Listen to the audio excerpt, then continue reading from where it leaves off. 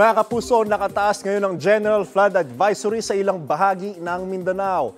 Ayon sa Pag-asa, apektado ang Lanao del Sur, kasama dyan ang Maguindanao, Davao del Norte, Davao del Sur, Davao de Oro, Davao Oriental, Agusan del Norte at Agusan del Sur.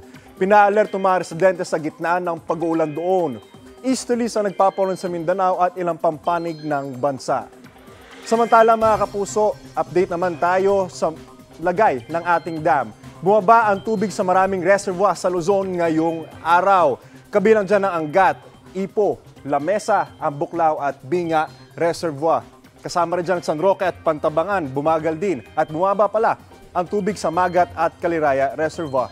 Ayon sa Pag-asa, kinukulang pa rin sa ulan ang mga dam kaya patuloy ang pagbaba ng water level. Ako po si Anjo Pertiara. Know the weather before you go.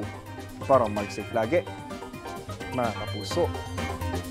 Kapuso, para laging una ka sa mga balita, bisitahin at mag-subscribe sa GMA Integrated News sa YouTube. Sa mga kapuso abroad, samahan nyo kami sa GMA Pinoy TV at sa www.gmanews.tv.